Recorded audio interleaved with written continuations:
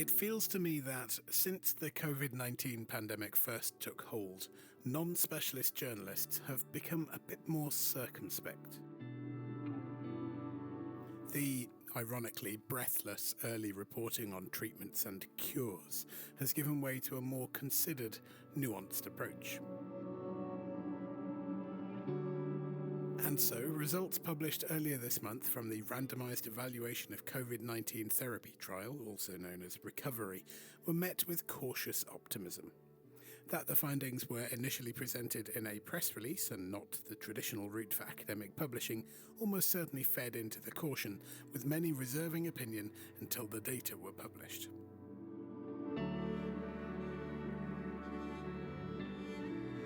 The Recovery Collaborative Group, which includes researchers and medics from across the United Kingdom, followed up with a preprint paper that seems to show significant reduction in mortality for severely ill patients when given a common steroid drug. Dexamethasone reduced deaths by one-third in patients receiving invasive mechanical ventilation, they say in the paper's abstract, and by one-fifth in patients receiving oxygen without invasive mechanical ventilation, but did not reduce mortality in patients not receiving respiratory support. Dexamethasone is a synthetic corticosteroid drug, a medication that can steroid hormones in the body.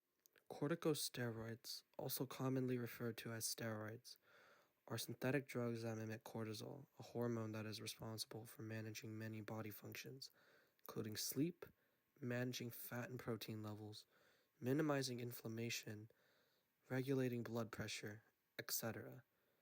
They are different from the male hormone-related steroids that some athletes use for an unfair advantage. Examples of these corticosteroids include prednisone, cortisone, and methylprednisolone. So when would someone use these steroids? Well, when they want to reduce inflammation caused by certain conditions. They can be administered by injection, topical application, retinal application, or even orally. Possible side effects from corticosteroids include things like increased appetite, increased weight gain, muscle weakness, or even bloating. Because hormones are chemical messengers, coordinating biological activity like air traffic control choreographs a busy airport, steroid drugs can have wide-ranging effects.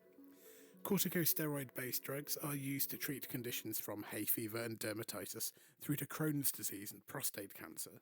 Dexamethasone, in common with many other corticosteroids, exhibits both anti-inflammatory and immunosuppressant effects. As inflammatory organ damage, which is caused by the body's own immune response, plays a significant role in disease severity, suppressing this with steroids could explain the recovery trial's results. Use of corticosteroids in respiratory diseases varies both by condition and by country. Dexamethasone can be used to reduce the rate of asthma attack relapse, although it doesn't actually stop an attack, and is also given alongside antibiotics as a treatment for tuberculosis.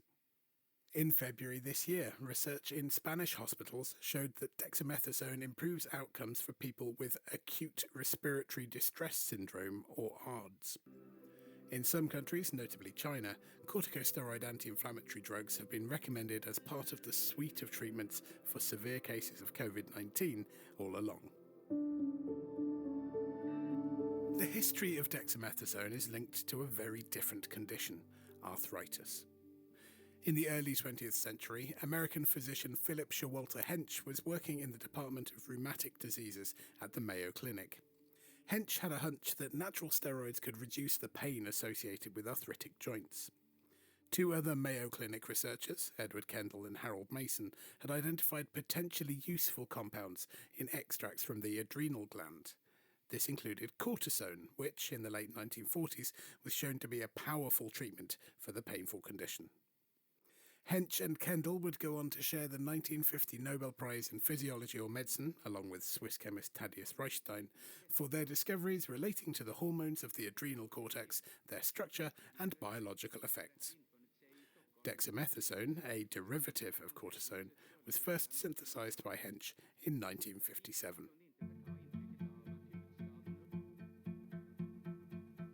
In the subsequent half-century, dexamethasone has become ubiquitous and affordable, but sadly with that comes potential for abuse.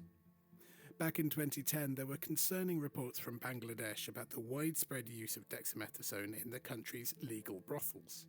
It's a controversial practice. Brothel owners claim it helps women to gain weight, look healthy, and be more attractive for potential clients, while downplaying or concealing the significant risks of health problems that stem from long-term use.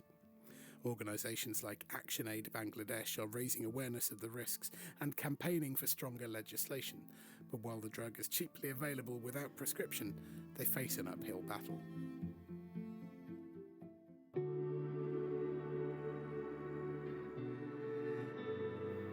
Dexamethasone alone isn't going to turn the tide against COVID-19. But if the recovery trial results are confirmed in wider use, it will save lives and reduce the strain placed on health services worldwide.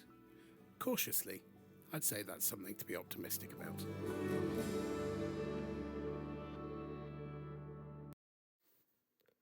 Caution against corticosteroid-based treatment of COVID-19 has also been warned. According to a paper published by researchers Chong Tang, Yichuan Wang, Haoshan Lu, Zheng Pengguan, and Jinggu, improper use of systemic corticosteroids could lead to osteonecrosis of the femoral head, or ONFH. ONFH is a condition in which blood supply to the head of the femur is disrupted. This results in extreme pain in the hip region, as well as possible arthritis of the hip joint. They retroactively studied 539 COVID-19 patients who received corticosteroid-based treatment and found that steroid-induced ONFH was up by 24% in those patients, with increased prevalence in those who took higher doses. They concluded that while they don't totally disapprove of its usage, it should be used conservatively and only in critical cases.